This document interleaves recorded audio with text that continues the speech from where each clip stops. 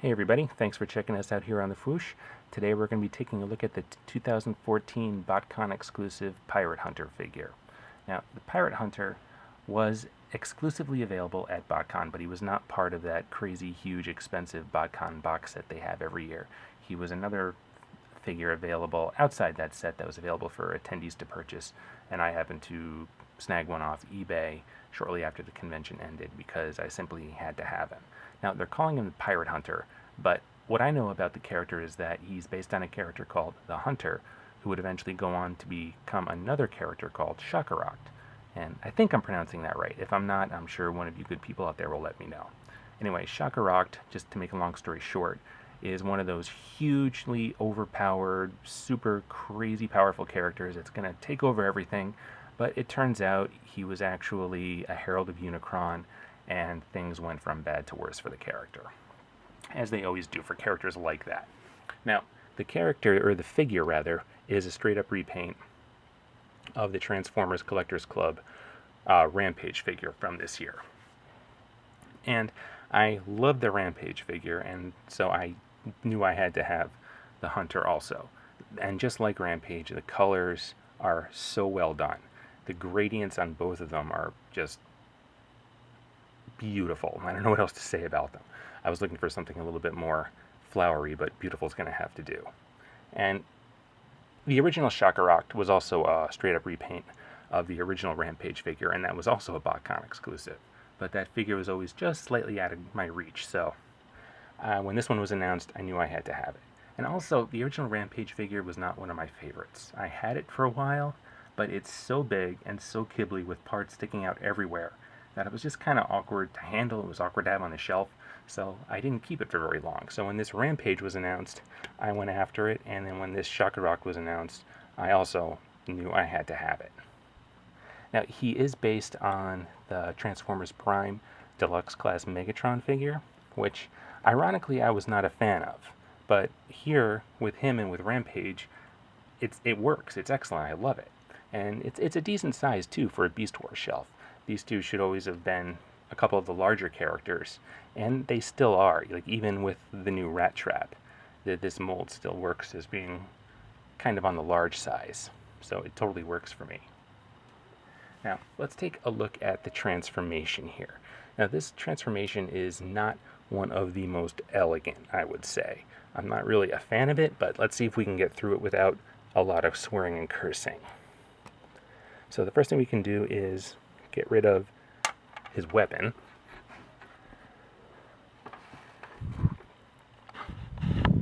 And then, let's see. What we're going to do is flip the back up a little bit, like so. And move his arms down, like that. And that lets us move these back panels out a little bit. While his arms are down there like that, we can, let's see. Yeah, we're going to need to flip them up. I'm doing this from memory here, and this is not the most elegant transformation in the world. So we can flip the arms up like this, and then this piece comes over to fit over his head. But you got to bring these down a little bit first.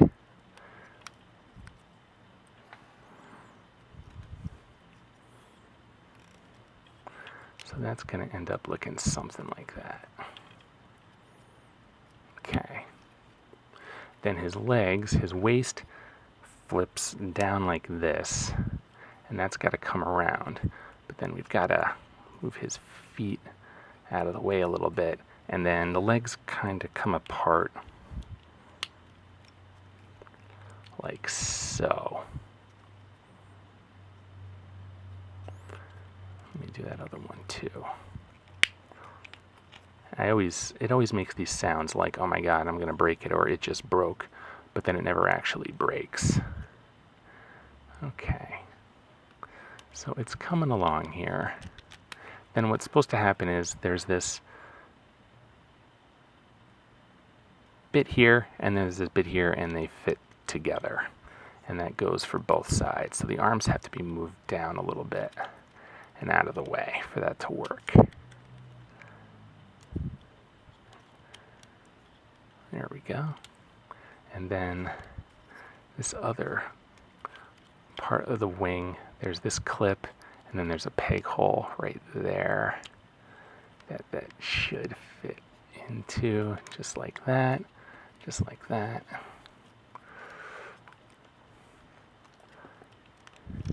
And then with the arms, there's pegs here that fit into these little notches right here, so that eventually does all line up, and then that should kick in like that.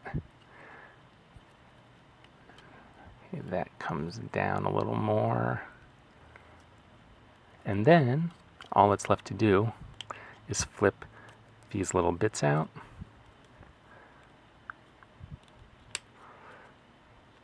There we go. And that's basically Shokaract, or the Hunter, in his space jet mode. And the weapon can be plugged in just behind his head, just like that. And his head does stay visible like this. That is one of the unfortunate truths about this mold. There's no getting rid of his head, so he's always kind of like peeking out. Like, hello, I'm a space jet. And it looks, it looks kind of crab-like still.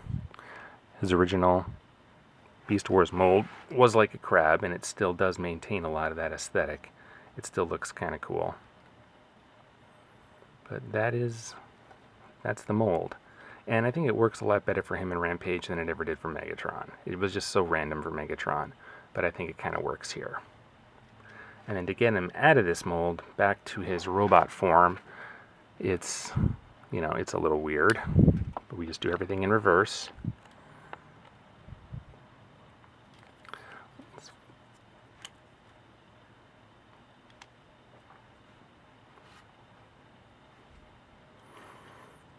Okay, let's free up those bits of the legs.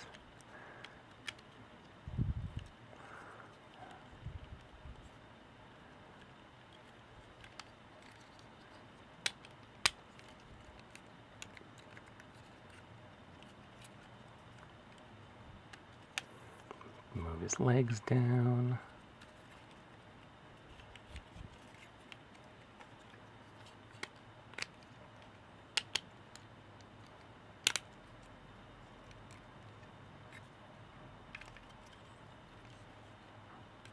Okay, almost there. Flip his arms down. And then this whole thing kind of moves out of the way. This is where it gets kind of tight and tricky, because these things, that kind of has to stay like that, but then these move up.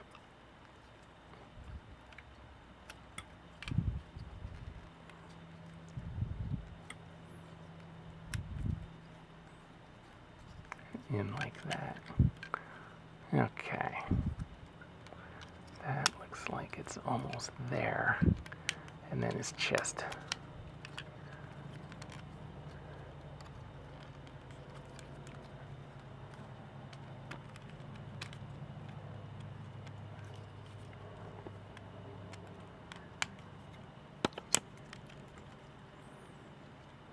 Okay.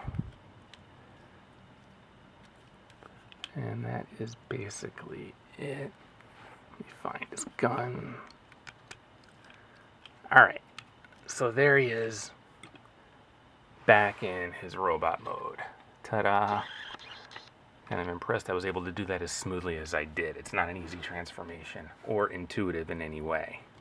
But there he is, once again, with Rampage, his partner in repaints.